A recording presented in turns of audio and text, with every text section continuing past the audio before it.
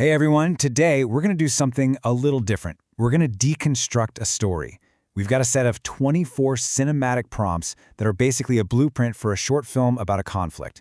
We're going to break it down piece by piece to see exactly how a narrative like this is built to make us feel something. So let's just dive right in. So, this is the big question, right? How do you take something as massive and chaotic as war and turn it into a story that makes sense, a story that has an impact? The material we're looking at, it's not a news report. You have to think of it more like a screenplay, a series of shots designed from the ground up to guide your emotions from one moment to the next. Here's how we're going to tackle this. We'll use a classic three-act structure. First, we'll look at the big picture, all 24 scenes. Then, we'll zero in on the one moment that kicks everything off. From there, we'll see how the conflict explodes on different fronts. Then we'll bring it back down to the human level. And finally, we'll look at how the story wraps it all up. Okay, so this is what we're working with. A list of 24 prompts. You can think of each one as a tiny 5-second movie clip, complete with camera directions. And when you string them all together, they do more than just show you what's happening. They tell a very specific, and I think you'll agree, a very powerful story. And this is the whole game right here, narrative. It's not just about the facts or the events themselves. It's about how they're presented, the order, the images they chose, the pacing. It's all crafted to make you feel a certain way, to guide you to a certain conclusion. It's the art of telling a story. So, let's start at the beginning. Scene 1. This is your classic establishing shot. It sets the entire mood. We see an empty city, it's quiet, too quiet. You've got the fog, the flickering lights. It just creates this feeling of tension, right? It's that eerie calm before the storm. The story is holding its breath, and it's making us hold ours too. Okay, now we get to the first big turning point. Every story needs that one moment that just shatters the status quo and gets the action rolling. In storytelling, that's called the inciting incident. And boom, there it is. Scene 2, a sudden explosion. Just like that, the quiet is gone. This is the point of no return. The conflict is no longer just a possibility. It's here. The whole world of the story has just been changed in a single flash. And check out what the storyteller does immediately after that huge explosion. Scene 3, windows shaking, lights turning on. It's brilliant. They immediately connect this massive, impersonal event to a very human reaction. We're literally watching a city wake up to a nightmare. So, the fuse has been lit. Now we enter Act 2, and this is where the conflict has to get bigger and more complex. And the way this narrative does it is by showing us the crisis unfolding on 3 different fronts all at once. This slide just perfectly captures one of the key tricks this story uses.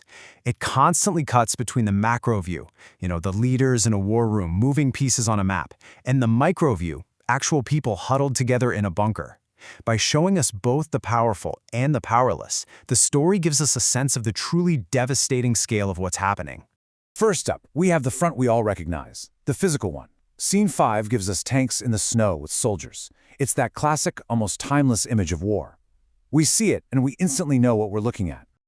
But then, the story shows us a second, much more modern battlefield, cyberspace, glitching digital code streams. This is a war fought with keyboards, not just cannons. It's invisible, it's technological, and it suggests the fight is happening in places we can't even see. And here's the third front, the economy. Scene 17 shows us a stock market in total freefall. The message here is crystal clear.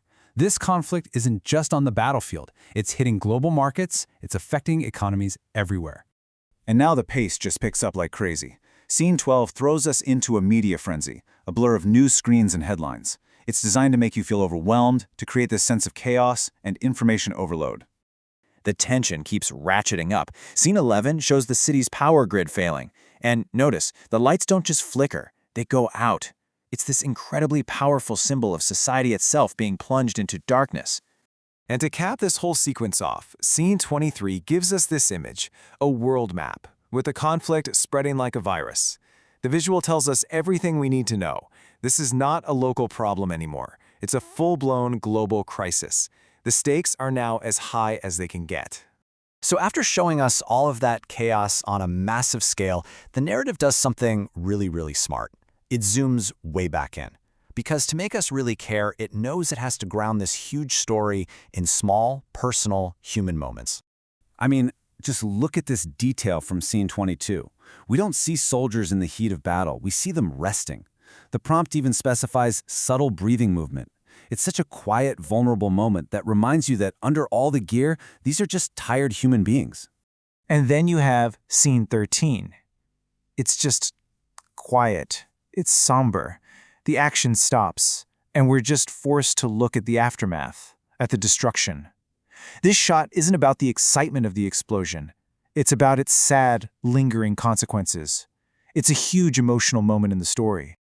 Okay, so that brings us to Act 3, the end of the line. Every story has to have an ending. So after everything we've seen, how does this story choose to resolve this incredibly intense conflict? What's the final message it wants to leave us with? So, after all the explosions, the cyber attacks, the financial collapse, and all the human moments, what is the final statement? What does the storyteller leave us with in scene 24? And this is it. This is how it ends. Not with a peace treaty, not with a victory, but with a sunrise. It's a powerful visual metaphor, isn't it? After all that darkness, both literal and metaphorical, the story chooses to end on a note of hope, or at least the possibility of a new beginning. So we've seen how this 24-part story is carefully built to take us on an emotional journey, from unease to terror, and finally to this little glimmer of hope. But a sunrise doesn't fix everything, does it? So the real question, the one I want to leave you with, is this. If you were the director, what comes next? What does your scene 25 look like?